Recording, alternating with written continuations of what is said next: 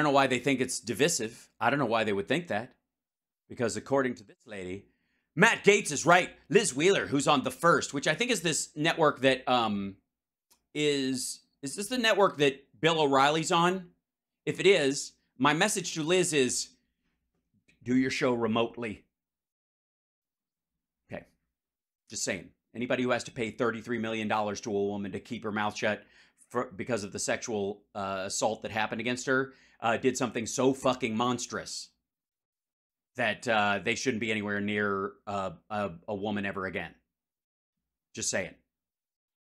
Bill O'Reilly, $33 million to the woman he sexually assaulted repeatedly to keep her mouth shut.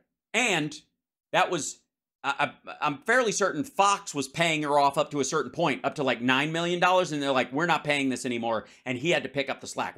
This woman probably ended up getting $50 million for whatever fucking Bill O'Reilly keeping her chained in his basement for a year and a half and beating her with reeds or whatever the fuck he did. Whatever it was hard time and or, career destruction or both. So anyways, Matt Gaetz is, she thinks Matt Gaetz is right. That you should be able to dose a 17-year-old and fly her to Georgia under false pretenses using a fake ID made by your best buddy so that you can have sex with her while she's under the influence of ecstasy. That or, no, something else. She means something else, I hope. It's also interesting to me to watch. So I sit there on Twitter oftentimes when... excuse me, it's not Twitter anymore. It's pronounced shitter. The X is pronounced the same way that Xi Jinping does it.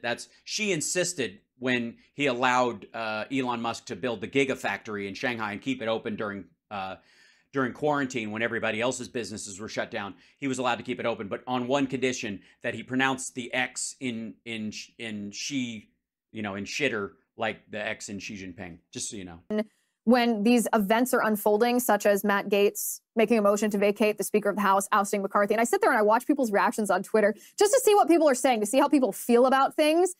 Yeah, that's usually what social media is kind of for, actually. I don't know that you can actually say that you're getting a real take, but... I am not huge on the hot takes. I like to collect information first. I like to analyze things, just be a little more methodical about it. Totally. That's why I go straight to shitter and see how people are reacting. So I'm not always the first person to send out a tweet about something. And it's interesting to me that in my book, Hide Your Children, when a lot of conservatives reacted so furiously to the fact that, they called Matt Gaetz a showboat. They said that he's a loose cannon. They said he's just looking for clicks and TV hits, and he never met a microphone he didn't want to be used to interview him, yada, yada.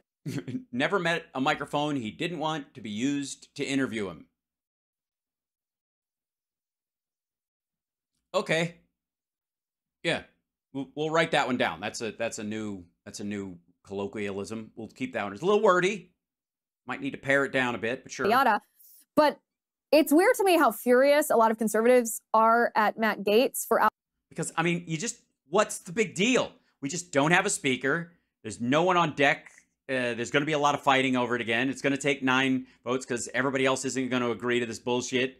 And we went through this already in January, and it was the single most embarrassing thing. And this is the first time since the 1800s that anybody has been voted out by their party like this.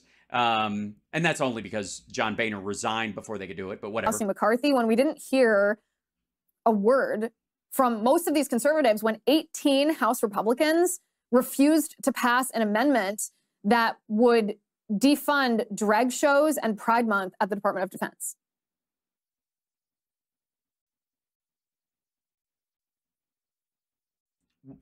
Well, you do realize that they've been doing funny drag shows at the very least in the military. Go watch some old Monty Python episodes. That's been around for a long time. Secondarily, usually you can't defund them specifically.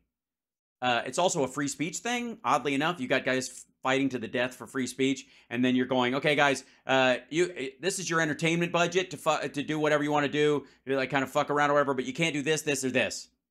Really? Why not? Because mainly it's because women are weak, and men who dress like women are trying to be weak, and we're trying to you're weak, but we're trying to make you less weak, and dressing weak makes you weak. So if you know, basically women weak is why. Wait a minute. I'm sorry. We're having a women week. When did the women get here? No, you're misunderstanding me. Fuck. Like, do we not see a little disconnect in priorities here? Yes, we not see a little disconnect. I think you're right. Just a little problem in how we're directing our anger. Hi, stupid. One little bill that was just basically a promo bill for a small wing of the Republican Party versus you don't have a fucking speaker right now. The House of Representatives does not have an actual speaker. They have a speaker pro tem because these assholes, this one guy voted him the fuck out, and they voted with Democrats to get rid of him. Because the Democrats are never going to vote for any of the idiots that they put forward because they're fucking morons. So, you know, I got news for you. If the Republicans put forward in the House somebody who was like a moderate Republican from a, you know, reasonable purple district or whatever as the speaker, enough Democrats would vote for him to make up the gap in Republican votes, and that person would just be speaker during this term. And it would probably be a period of bizarrely comfortable bipartisanship. It would. But McCarthy's not that guy. And he lied about Democrats on Sunday, you know, not getting the CR passed when it was because of them that it got passed. Or what we think is the biggest threat to our agenda. You don't have an agenda. You don't have a speaker. There is no agenda. There's a little disconnect here. And I too, one of people's main concerns is, okay, Matt Gaetz, you did it, you accomplished it, okay, you held McCarthy accountable, but what's the plan now? I also want a plan. I hope Matt Gaetz has a plan. I don't know if he has a plan. He does not have a plan. Some people just want to watch the well burn.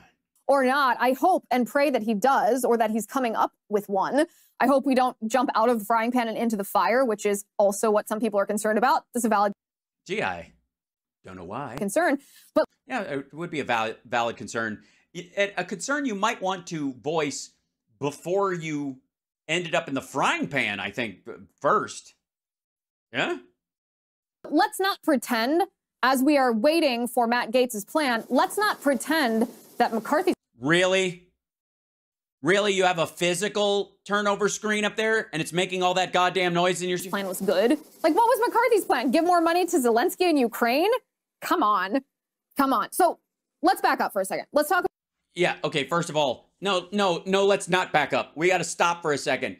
What the fuck is with this wish banner bullshit that you have on your fucking screen instead of just a flat screen? That's more expensive than a flat screen, and it's noisy as shit.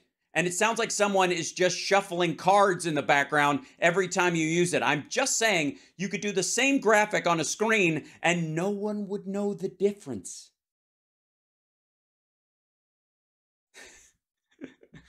About what led to this, because this helps us order what we should do. Yeah, something, I think I know what led to this. It led to the Republicans running as the head of their party, a guy who thought you could nuke hurricanes, that it thought he could change the trajectory of hurricanes with a fucking Sharpie, that thought that meeting with Vladimir Putin without note takers present, by the way, U.S. note takers present, there were Russian note takers present, on multiple occasions was a great idea. Sharing nuclear secrets and military secrets with members of his fucking club in Florida was a good idea. I mean, a myriad of things. And who's apparently spent all this money to build this fucking wall, and it didn't help. If the wall, if the border is worse after the wall was constructed, what the fuck was the wall for? I feel like Anton Chigurh, you know, if the rule led you to where you are right now, what, and how good, how worthwhile was the rule? Or whatever the fuck he says, call it. Call it. The border was made in 1923. It's been traveling 75 years just to get here. Call it. From here, how we should think about this. So McCarthy was ousted as speaker because back when there was this standoff during the original speaker elections, Matt Gaetz... Yeah, it's been so long. I don't even remember. Run us through it again. What happened? Because this was years ago / January. These motherfuckers couldn't get through a year. They couldn't have a speaker for a fucking year. They didn't make it the year. refused to vote for McCarthy. They needed Matt Gaetz's vote. So he negotiated a hardline deal with McCarthy that allowed any member of Congress. A dumb line. I would say a dumb line. I don't think it's hard because it obviously gave the line broke. It was dumb. To file a motion to vacate the speakership if the speaker violated terms of this agreement that Gaetz had negotiated. So the yes. So let me get this straight. Your party allowed a tiny minority of your party to set rules for the speaker that if he does the will of the rest of the party, over 190 other members, if he sides with them ever, this little group can scuttle his speakership. And you don't understand why we're concerned that about you guys being in control of an actual democracy? Are you out of your fucking mind? Preface here is, remember, McCarthy, in his desperate bid to be speaker, agreed to this agreement. Right. Because he had to, because you guys don't have a real mandate. You have, the only reason they have a lead, any kind of majority in the House is because of redistricting. Which is, by the way, all of those redistricted areas are going to bounce back the other way in the next election. The voters are like, they're having a buyer beware moment. They're voting on caveat emptor. Bang. To this negotiation that any member of the House could file a motion to vacate the speakership. So yes, because 190 of them wouldn't even think to do that because they want to actually serve their constituents or do their fucking job. You shouldn't act like this is something he didn't agree to the terms of. He not only didn't he have a choice, but no one would be the speaker at that time. We'll see if anybody buys it. If Scalise goes through this shit, which I doubt. If anybody else who wants to run it, even Jim Jordan, that they would agree to this, or that they wouldn't get backup from the Democrats to make sure that they don't get kicked out.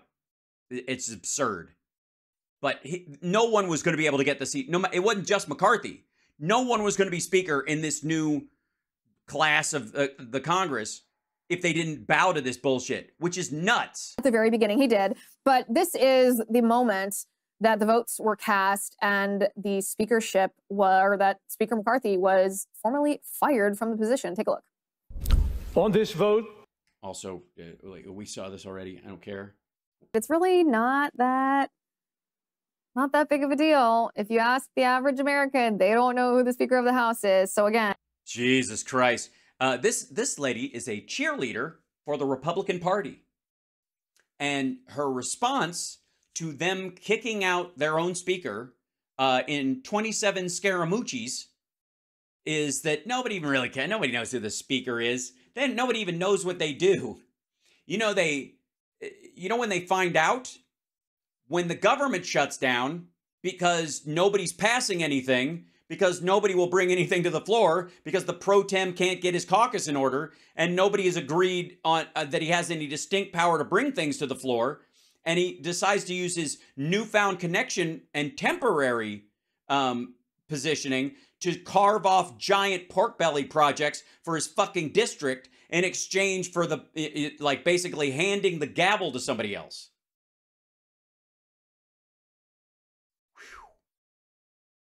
Ugh. I mean, I don't know that we're going to find anything else worth listening to there.